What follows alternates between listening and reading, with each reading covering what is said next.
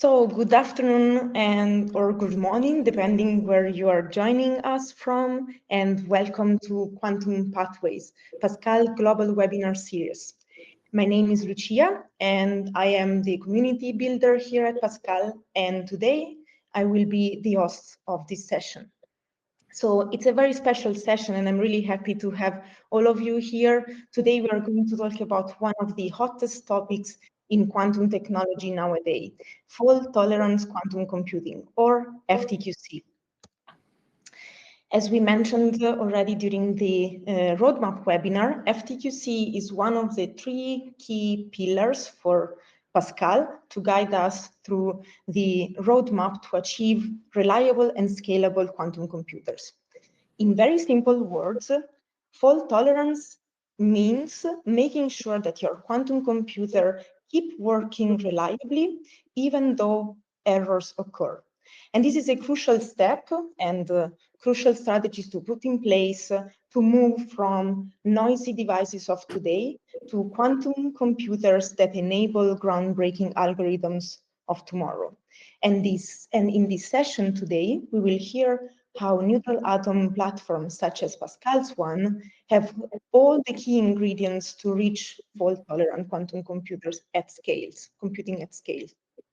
To do that, I have here with me two brilliant quantum experts, Louis Vignoli and Pascal Scholl. Hi, everyone. Thank you so much, guys, for being today here with us and for shedding some light on this very crucial and yet complicated topic of FTQC. So before we dive into the juicy technical stuff that I know all of you are interested in, let me share with you some key information. If you have questions, please make sure to share them in the questions feature on the bottom right side of the screen. We will make sure to get to those during the dedicated Q&A sessions. And before jumping into the beginning, to make sure that this webinar, this type of webinar works, we have a tradition by now. So we prepared some poll questions and we would need your help. We would like to have you answer those questions throughout the webinar. So let's start with the first one. And probably it will sound familiar for those who are coming back to our webinars. If your quantum knowledge were measured in qubits, how powerful do you think it would be? You should see a poll question coming in. And I see, so let's see how the, wow, so I see answers coming in. I see that there are quite an average of answers, and I see quite few people with 100 plus qubits knowledge. So I'm very happy for you that you dream in quantum protocols. That's impressive. Let's move to the second poll, a bit closer to the topic of today. So what do you think the main challenge in achieving fault-tolerant quantum computing at scale is? Take the time to look at the answers and let me know what you think. So first answers are coming in.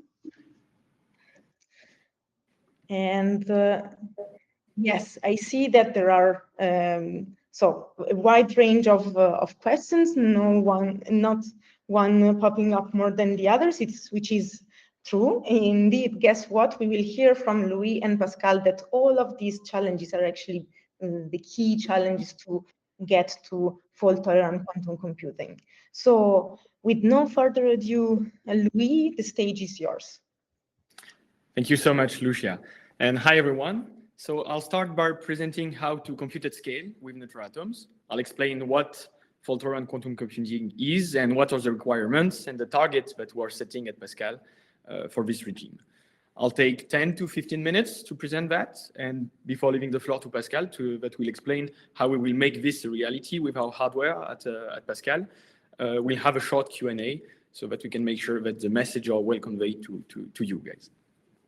Okay, let's first try to grasp the scale at which we need to compute.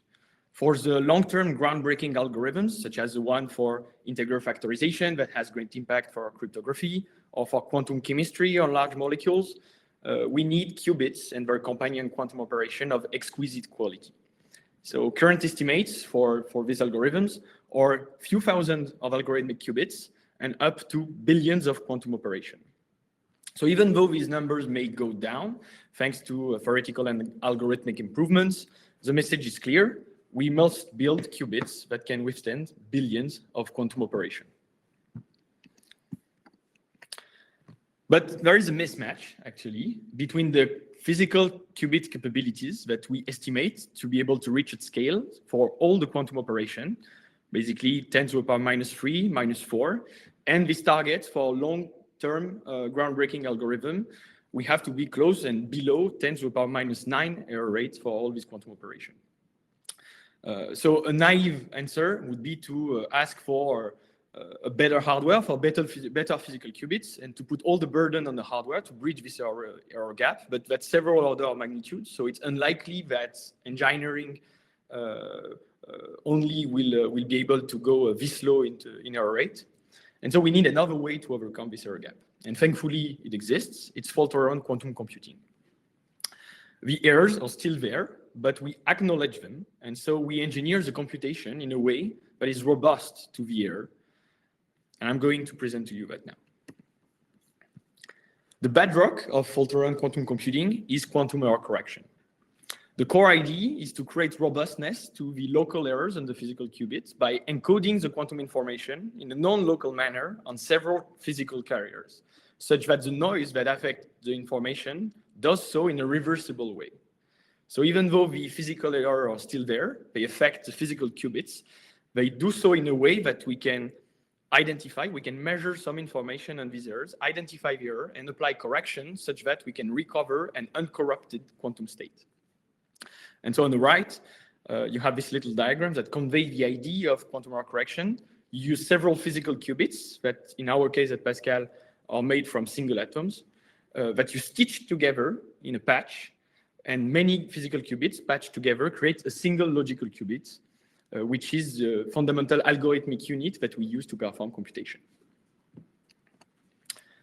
I have not chosen this diagram randomly. It's actually the one of a very famous code, the surface code, which is quite common code. So for the most knowledgeable into quantum error correction of you, you may be quite familiar with it. And let me use the the surface code as an example to introduce some quantum error correction terminology. So the surface code logical qubit is an array of data qubits, a square array, that are arranged on a square lattice. And so you can see on this diagram that these are the green dots. And the quantum state is delocalized over the whole patch, so supported by all these physical qubits. Now, as I said, we need to get some information on the errors that may happen on these qubits to be able to correct them, to correct for it. We can't do that in a straightforward fashion because, as you may know from the law of quantum mechanics, if you just measure the whole patch of physical qubits, you will perform a wave function collapse, and so that will be the final event in the life of your logical qubits. Afterwards, you cannot compute anymore. You've projected the whole wave function into classical world. So you need to be a bit more subtle than that and acquire information on this local physical error by the measurement of parity operators between data qubits. And we call these parity operators stabilizers. So these stabilizers are depicted by plaquettes, dark and light one. And you can see that at the corner of these plaquettes lies the data qubits. And so actually the value of these stabilizers is equal to the number of the parity of the data qubits that have been corrupted or not at the perimeter of these plaquettes. To do these measurements, you need ancilla qubits, and they are as important as the data qubits. These are the white ones in the diagram, but are supported in the middle of the plaquette and intertwined between the data qubits. There are two types of plaquettes, the Z parity check that can detect the X errors and the X parity check that can detect the Z errors. And these are respectively the light and dark ones. If you're familiar with the circuit representation, I've shown you how these parity checks are actually measured and the two circuits, and you can try to perform some corruption on these circuits, on the data qubits, and see how this propagates to the ancillas and flips the value of the ancilla, and that's this actually measures the numbers, so the parity of the errors. Now, logical qubits are less noisy than their individual components. That's the whole point, to have a logical qubit that can protect more against errors than the physical qubit individually. And so let me show you on the same example how this unfolds. So let's say that we have some errors in the physical qubits that are Z errors. So these are caught by the dark X parity checks. If you have only one or two errors, you can see that there is at least one of the parity checks that can catch this error. Measuring the ancilla gives you at least one of them in the one state that are represented in the purple state here. But if you have three physical errors, you can find a configuration, a setting of these errors where none of the X parity checks are measured as one. And so your logical information has been corrupted silently. It's an irrecoverable logical error. This is less likely because you need three physical qubits to fail at the same time to have a logical error. And so you gain the intuition on why this delocalization protects the information against better than just a single physical qubit. So you can detect up to two errors, but can you correct for two errors? And actually you cannot. There is a subtlety, and that's why there is this little diagram in the middle for close to the two physical error run. You can see that there is a setting of a single Z error where the same ancilla is on. And so if you only have access to the information on the ancilla, you cannot distinguish between these two configuration of errors, between having one error or two errors. So you will pick the most likely one, the one with one error, and the correction that you will apply is the wrong one, and you have not recovered the uncorrupted quantum state after that. So actually, the 3x3 surface code can correct for a single error. So can quantum error correction reduce the error rate at will? And can we bridge the error gap that we identified at the beginning? Following what I've just presented, if a 3x3 surface code can protect against one error, a 5x5 against two, 7x7 against three, you would say, okay, the idea is just to scale the surface code patch such that I have enough protection for errors and reach the 10 to the power -4 required error rate. And you'd be right. But there is a subtlety. It's the fact that by scaling your patch of physical qubits to create a logical qubit, you also increase the opportunity for errors. You have more failing points because all these qubits are noisy. So there are two regimes. There is a competition between these two effects, protecting and adding opportunity for errors. You have a regime where the qubits are too noisy, and so increasing the size of the patch is detrimental to the performance. And then there is another regime where the qubits are good enough such that increasing the size of the patch protects against the error. Between these two regimes, you have a threshold that exists. And so it means that for quantum error correction to really reduce the error rate at will, you first need good quality qubits. If the qubits are not good enough, it does not work. And so that's a very key message. And you can identify this threshold on the graph on the right that compares the logical error rate with the physical error rate for various size of surface code. And it's a crossing point. Now, if you're below threshold, what are the gains and the costs of quantum error correction? Because you use many physical qubits to create a single logical unit. So you're losing something, but what do you gain? In fact, for a distance D surface code, the encoding has an overhead that is quadratic. So you have a quadratic loss in qubits, but you have an exponential gain in the error rate. So in the number of quantum operations that you can perform on these qubits.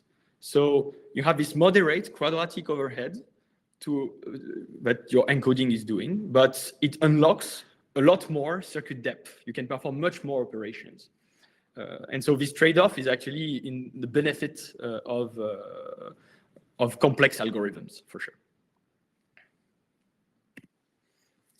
Okay. So I've explained to you how quantum error correction works, and now how do we compute with this encoding? Because there is this overhead of the encoding that complexifies a bit the picture.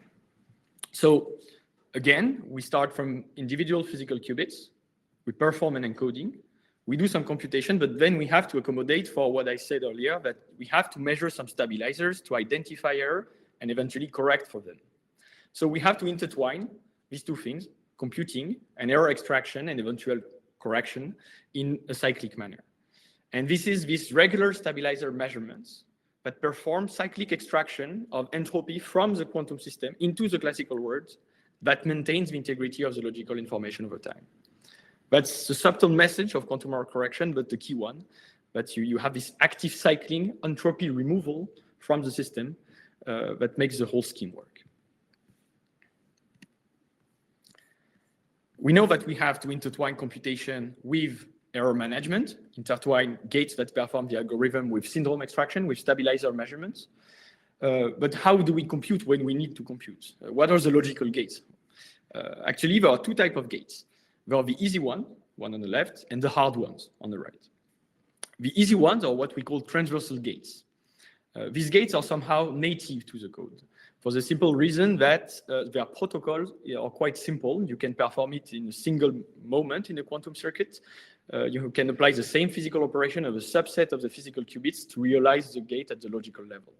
And so protocol is very simple. For us, it would mean shining a single laser on a bunch of qubits. Pascal will expand on these topics a bit later. And on top of having a simple protocol, they are also very friendly to error propagation because the errors inside the patch cannot spread further within the code patch. And so you have a lot of gains at the logical level by performing these gates natively. And here you have a depiction of the transversal C0 gate between two surface code patches. And you can see why it's transversal, because at the physical level, you apply C0 gates between the individual physical qubits of the patches. These are the easy gates, but then there are hard gates, and actually it's warranted that at least some of the gates are hard at the logical level. There is a no-go theorem, the Eastin-Neal theorem, that states that some of the gates that are required for universal quantum computing cannot be transversal on quantum error correction code.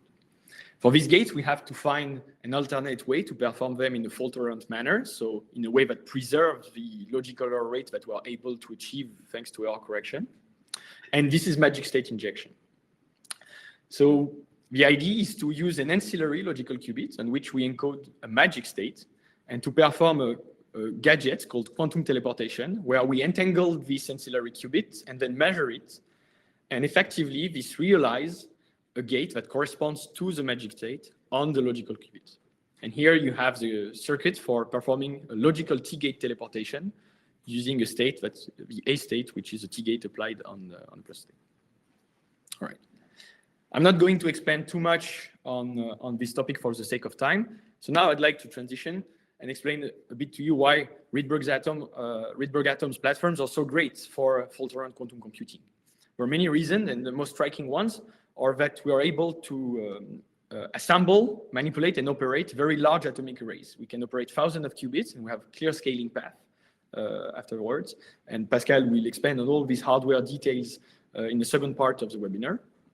But also we have movement. We are able to coherently transport logical state in space by moving the atoms. And this unlocks high connectivity at a moderate time cost, and also appealing quantum error correction codes, because I've presented to you the surface code. I use that as an example, but there are many other quantum error correction codes with peculiar properties that are very interesting for error suppression. Finally, also because of movements, this transversal operation, which are very easy to perform and friendly at the fault-tolerant level, we can realize them natively. And the reason is that we can move patches of atom and then make them interact by shining a single laser. And that makes this transversal operation native to the platform. And at the logical levels, this entails great saving. So all the ingredients towards fault-tolerant quantum computing are in place on neutral atoms. And on the path towards undisputable quantum utilities, such as the algorithms I've used at the beginning to motivate the necessity for quantum error correction and fault tolerance, we aim to reach a first milestone. We've set the first milestone in the coming years for us, and this is the megaquop regime milestone. What's the megaquop milestone? What does megaquop means? It means 1 million of quantum operation.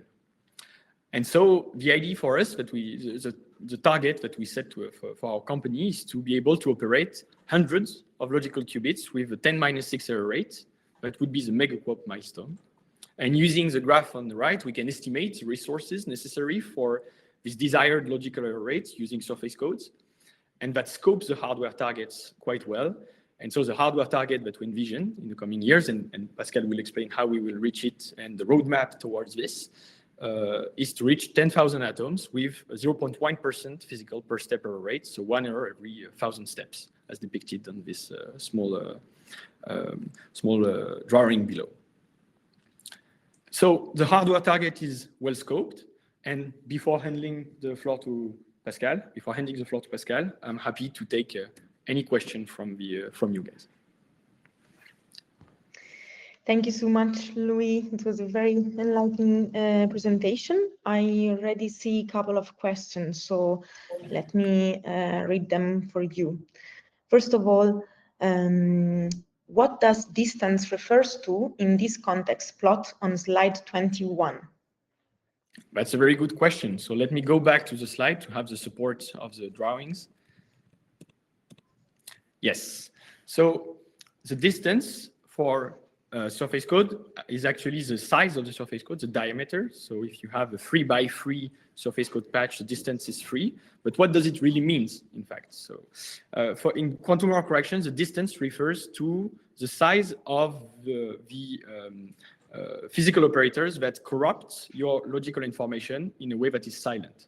So it's the weight of the physical errors, the minimum weight of the physical errors, such that you cannot identify the logical error anymore. And so that's 3 in our case, because as I've shown on the diagram on the right, if you have 3 physical error rates, you have an undetected logical error rate. And so that amounts to the distance. For the surface code, it's quite easy because you have this geometric representation. It's d by d, so it protects against d error, and you can correct d minus 1 over 2 errors. You can detect d minus 1 error and correct for d minus 1 over 2. For other codes that are a bit more involved, where you have several logical qubits inside a single patch, distance is a bit harder to grasp, but the idea is the number of physical errors that can amount to an undetected logical error. I hope I've answered to this question. Thanks a lot. And we have another one. So what is your current error rate? Right. So this is more on the hardware side. So I believe that it would make more sense to answer this question after discussing this whole part with Pascal. So I'm happy to hand over this question further into the seminar. All right, so maybe just one other question before we jump into Pascal's part. How close are we to having quantum computers that are truly fault tolerant and ready for real world use? Yes, that's an excellent question. So it all depends on the final use case. How do you really assess utility? There are some use cases where it's indisputable because it's a qualitative advantage. If you consider integer factorization, that's something we cannot do presently. And with a quantum computer, suddenly we can do it. So that's one way to quantify utility. And so that, as I said, requires thousands of algorithmic qubits and billions of operations. So current estimates are that it requires 1 million of physical qubits with an error rate per step of 10 to the minus 3. And so that's quite far, indeed. But before that, we hope that with the megaquop regime, we can enter a regime where already the quantum algorithms are such that there is a debate between should I use a classical algorithm or a quantum algorithm for this kind of problem. And with the hardware being ready, we will be able to identify these pockets of utility that will open before us. Great, thank you so much, Louis. And now I think it's time for Pascal's side. So please, the floor is yours. All right, thank you, Lucia. So now that Louis introduced to you why or motivates why we want to pursue this objective of the megaquops regime, I will try to enter more into the hardware details on how we will reach this regime. So just as a brief reminder of our targets, as Louis introduced, what we want is a machine with hundreds of logical qubits and a typical 1e-6 error per operation, which is called the megaquop regime. And as Louis introduced, we strongly believe at Pascal that reaching these targets requires quantum error correction and fault tolerance. We won't manage to reach these levels at the physical performances. So in order to reach the megaquop regime, we decided to break down the goal into 2 steps, 2 phases that I will greatly detail. The first one is already to demonstrate a fully error-corrected logical qubit whose performances are better than the physical qubits. And so once we have reached this technological milestone, we will increase the number of logical qubits, going from 1 to 100, and perform computation between these logical qubits. So the phase 1, which is about developing error correction, can be by itself breakdown into various tasks. The first one will already be to be able to detect errors. First, that's the first thing that we want to do. Then once we have the ability to detect error, we want to correct these errors. And then eventually, we want to correct these errors below the threshold that Louis defines, where the physical errors are so small that logical error is even smaller than the physical errors. This is called the break-even point I want to reach. So this is our technical milestone. And we will reach it typically on 1 or 2 logical qubits and hope for a 1e-3 error per operation at the logical level. So this is the phase 1. And this is the phase that I will describe right now. And I will come to phase 2 afterwards. So already, in order to develop quantum error correction, the first thing that you need to answer is what are the type of errors that you can have on our machine. And at Pascal, we believe that there are 3 types of errors, which I will describe now. The first one is qubit errors, and this is the one that Louis developed, is these type of errors that are present in any platform, and there are 2 types of them. You can have bit flip errors, so you define a qubit, 2 energy levels in our case, 0 and 1, and what you can have is suddenly a 0 becomes 1, or the opposite, and this is an error.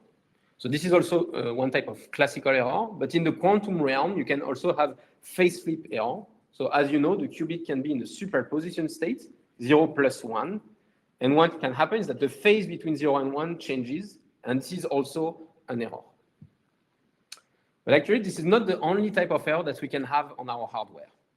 And the reason behind that is that in order to define a qubit in our atom, we select 2 energy levels.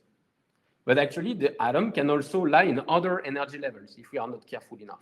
And this is what we call leakage error. And this is what you have on the plot in the middle.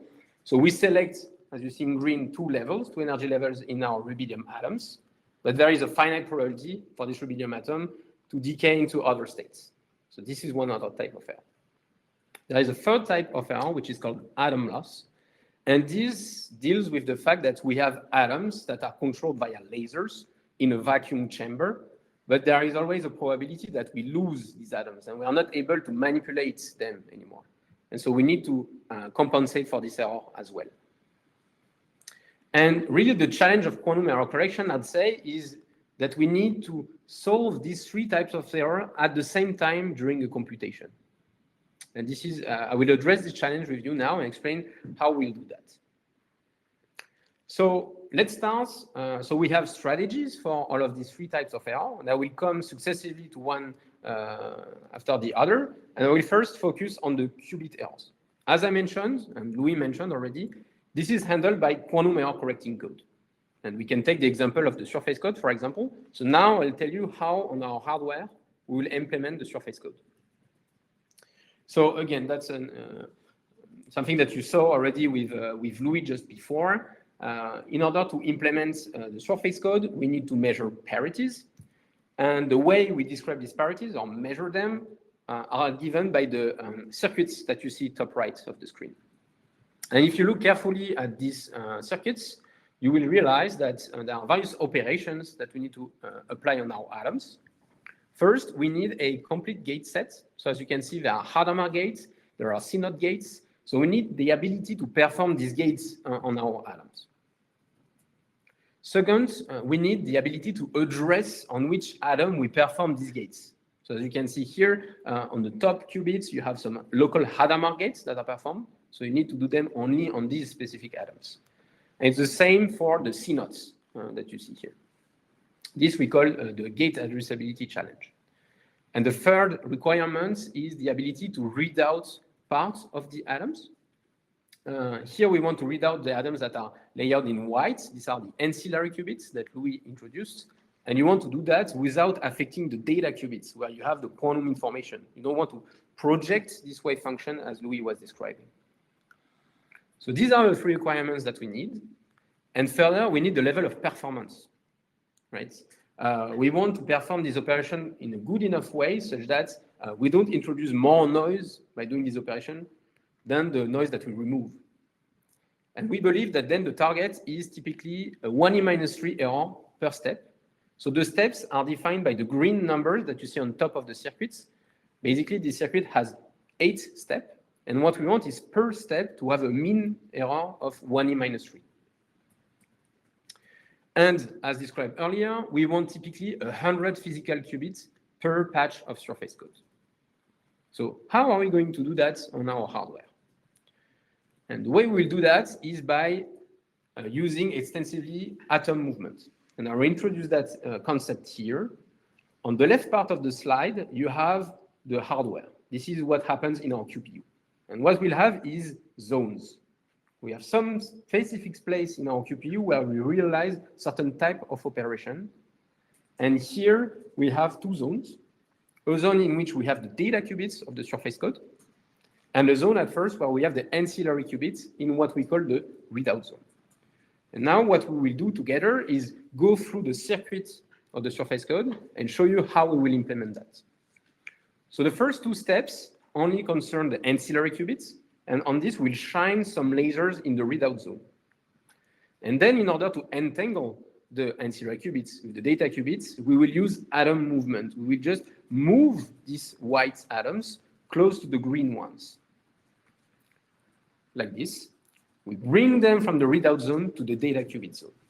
And then in order to perform the CNOT gates, which is generating entanglement between the atoms, we use a contact interaction. So if the atoms are sufficiently close to each other, we bring them into highly energetic states, which are called Rydberg states. And doing so, we can perform gates. So what we do on the hardware is shine some lasers. And if 2 atoms are nearby to each other, they undergo a CNOT gate. And if they are far away from each other, they don't feel anything. And this is why you have these circles around some of the atoms here. It's when they have a gate, and otherwise they don't. And in order then, so here we've done the first CNOTs of the 4 we need to do. Then in order to do the next one, we just bring the atom, the ancillary qubits close to the data qubits that we need here, and so on. So we do it for the second, the third CNOT, and then the 4th CNOT. And here we've done all the CNOT gates that we need to do.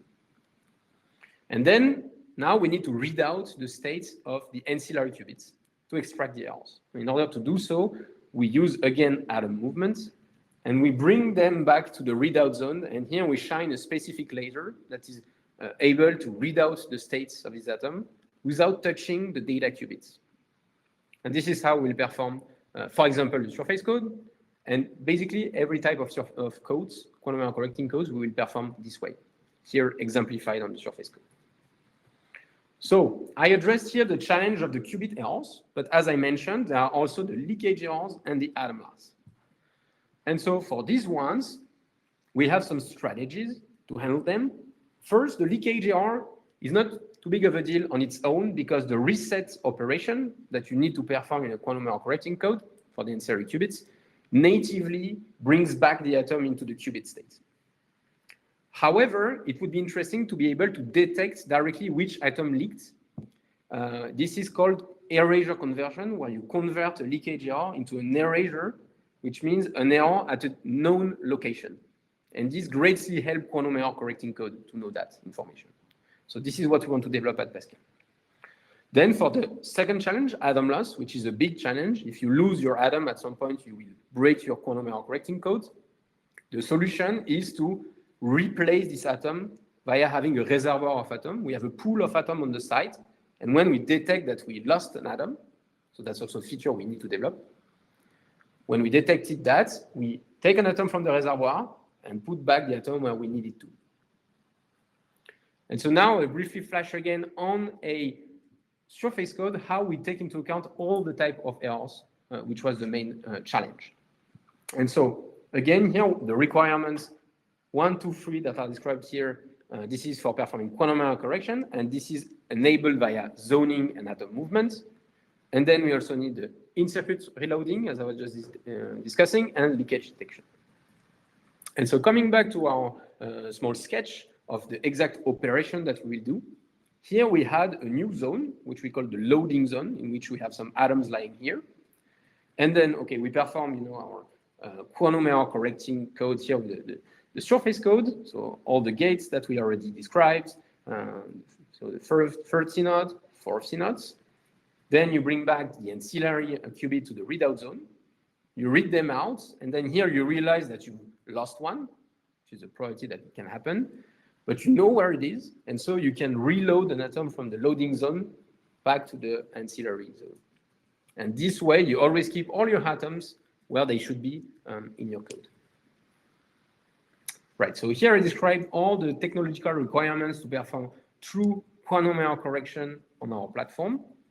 And from this, we get a roadmap. And our target is to reach the break-even point that I described earlier by N27. And so here you will find again all the technical features that we described before, zoning, sort of readout, and reloading. And we also provide the fidelity that we believe we need in order to reach our targets. So as we want a logical fidelity of 99.9%, we believe we need typically a per-step fidelity of 99.5% and have typically 100 physical qubits per logical qubit. So once we will have reached this break-even point by N27, we can go to phase 2, which is the second challenge. And here we want really to go from a few logical qubits from 1 or 2 to hundreds. So this is a challenge on its own, but that's not the only challenge, the scaling up issue, the challenge. There is also the need for doing computation between these logical qubits. And as Louis introduced, this is a challenge on its own. And that's what I'm going to address first here, how to perform FTQC below threshold with many logical qubits. So as we mentioned, there are two types of gates, the easy one and the hard one, let's say. The easy one are what we call the transversal gates. So we perform the operation at the physical level, and it's the same operation that is done at the logical level. So it's pretty easy to understand. And the way we do that, again, is via atom movement. And so what we will do is that assume now you have two patches of surface code. I have one in my hand here and one on the other. And you want to entangle these two patches. What you do is that you move one on top of the other like this, and then you perform the entangling operation that we described earlier. And this will perform the gate at the logical level. And this is actually in contrast to other techniques to perform the same operation, using, for example, lattice surgery. What I just described is extremely fast at the logical level. Even if atom movement is slow inherently, at the logical level, it's an operation that is extremely fast because it's a single operation to entangle the full patch. And this is where we gain in speed. So that's one key advantage of our platform. Second key advantage is that, as I described here, the movement, it's just one block, right? You move all the data qubits at the same time with a single control channel. So even if you have 100 of these qubits in my hand here, I just need to move all of them in one block. And that's pretty easy. And it means that scaling up to many logical qubits will be easy at that level on our platform. So here I described how we'll do this type of the kind of easy parts of the gates. And for the non-Clifford one that was described by Louis, here what we will use on our hardware is FPGAs on our platform, because to perform this operation, you need to be extremely fast in decoding the errors, and also to apply the correction you need to do when you perform the magic state injection, the control S gate that you have to perform at the classical level. And so we will use FPGAs on our QPU to do that, that we know it's a scalable technology, a fast technology enough for our needs. And this is how we will tackle this challenge. Right, so that was the first challenge about how to perform computation between logical qubits. The second one is how to scale up the number of atoms. As mentioned before, we want hundreds of logical qubits. We want 100 physical qubits per logical qubit. Simple math, you get to 10,000 atoms. So we need to be able to control at the same time 10,000 atoms and to perform all the operations that I described earlier with that level of atom. How do we solve this issue at Pascal? First, we have a strong R&D effort on managing large arrays, and we do that for years now at Pascal. So we know how to manage already thousands of atoms. And this is a very important key. It's already to be able to control, manipulate at the individual level thousands of atoms. So this is something we already know how to do. Second, in order to get to this 10,000 atom regime, you need also to have good lasers and good control over your lasers. And at Pascal, we believe that the current technology that we use is limited with respect to photonic integrated circuits. So what we use currently is one big laser that is optically multiplexed in order to address all the qubits, whereas photonic integrated circuits already have the intelligence within the laser, which makes the scalability much easier because the laser in itself is smarter. And that's why we acquired a company called Eponix, and this was discussed in great details in the public roadmap. And this was done exactly to address this challenge of the scalability in fault-tolerant quantum computing. All right, so that was the last slide on the technical details. I have one wrapping up slide, which is actually our roadmap. And I hope that I was able to explain to you the content of this roadmap, and in particular, the technological features that we want to develop and the ordering of why we do them in this order. So I explained phase one, and for phase two, again, you will find, again, this information that we described. Here we need fast decoder in order to do FTQC between the patches of logical qubits. And then we need to scale up all the operation that we discussed up to 10,000 atoms. We have typically 200 logical qubits with a more 1e-6 error, which is the megaquop regime. Great. So thank you so much, Pascal and Louis, for the really interesting contributions. It was great to hear how crucial FTQC is to actually gain quantum advantage and get to the target of groundbreaking algorithms, and how neutral atom platforms are actually an optimal platform for achieving undisputable quantum utility, and how all the initiatives that Pascal is carrying on to reach the megaquop regime by 2029. So thank you so much for your contributions. And before we jump into the Q&A session, where we got a lot of questions, so be ready to answer to all of them, let's ask a poll question to the audience. So talking quantum again, in which state are you after these brilliant presentations?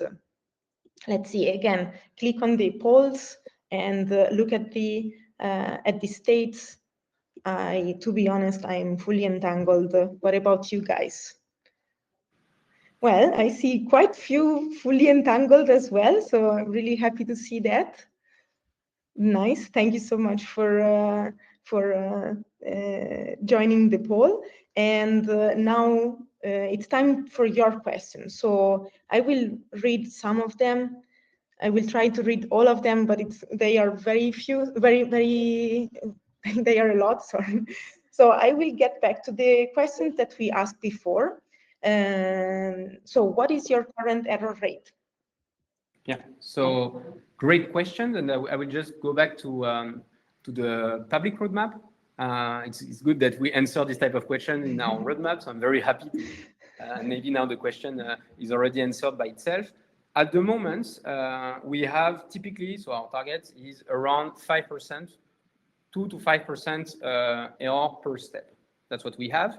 And you'll see that in the next years, we will ramp up in performances. Our strategy at Pascal was to first develop the key technical feature that you need in order to perform a round of quantum error correction, and then to improve them.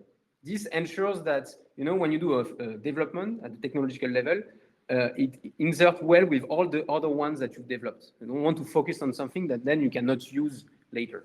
So this is why we have this roadmap that is done that way.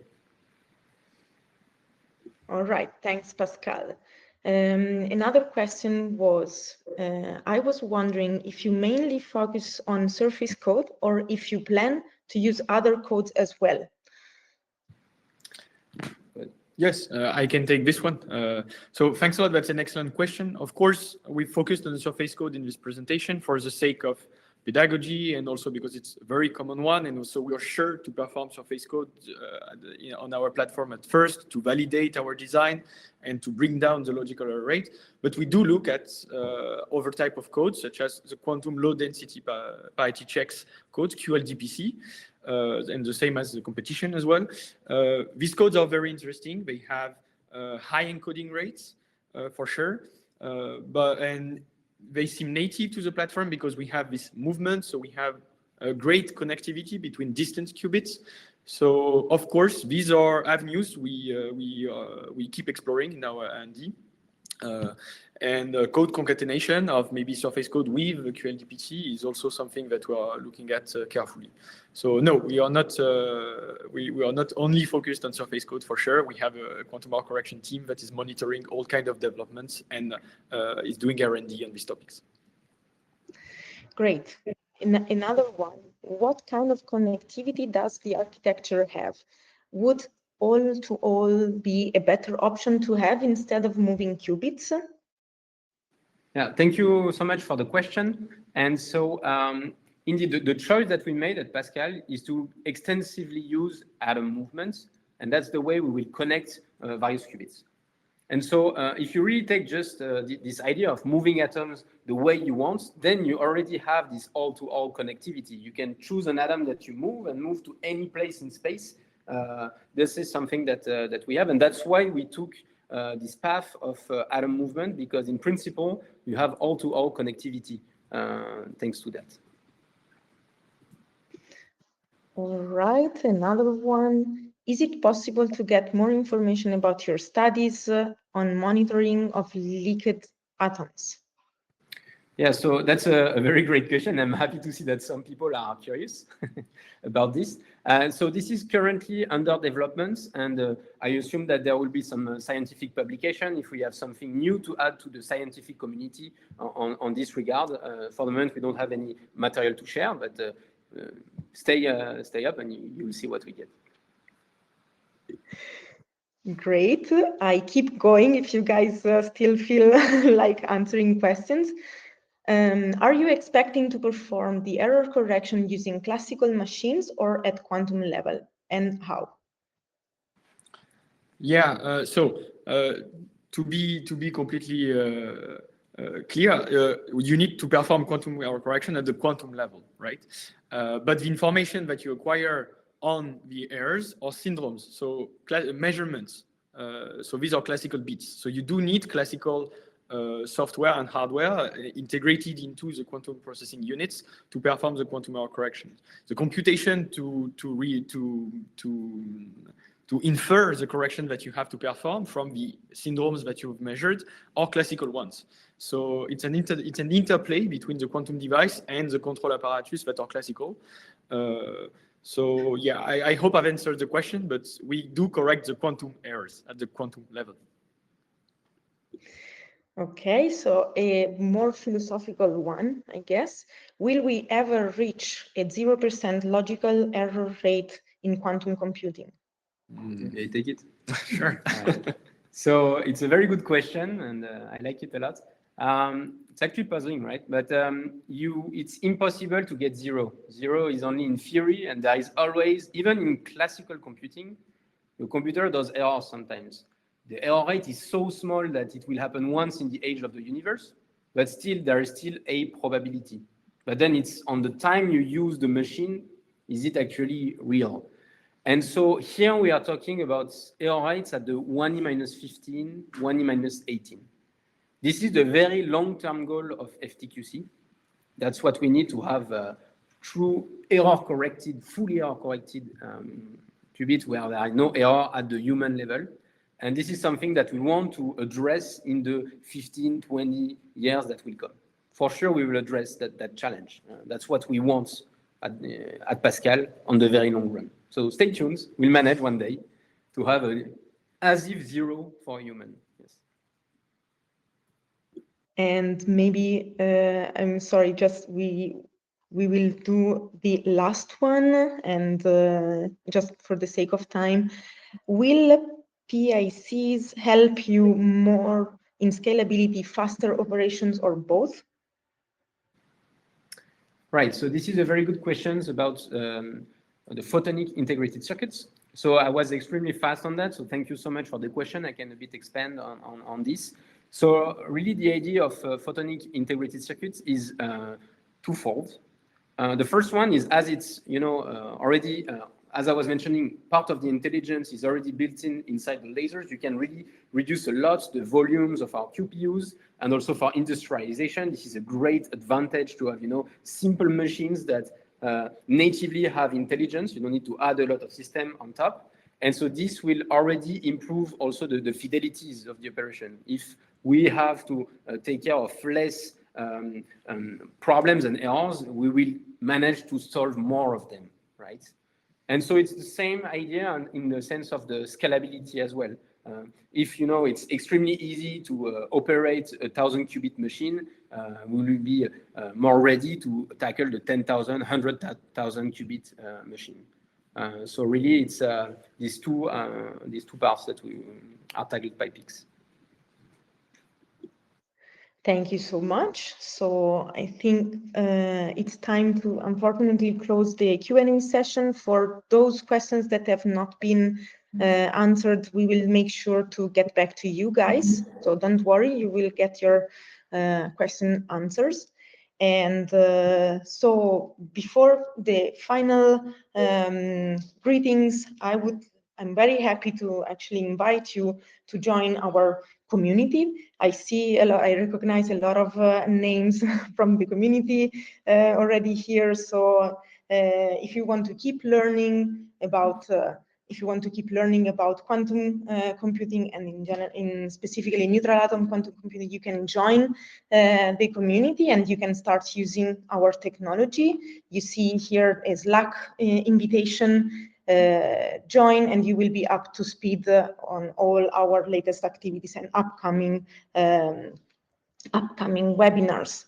And as a last question, or a last ask from our side, we value a lot your feedback, so it would be great if you could take 2 minutes of your time to fill in the satisfaction survey. We would love to hear your thoughts about how we did today, and this will really help us shaping the next sessions for the series. So thank you a lot for being here.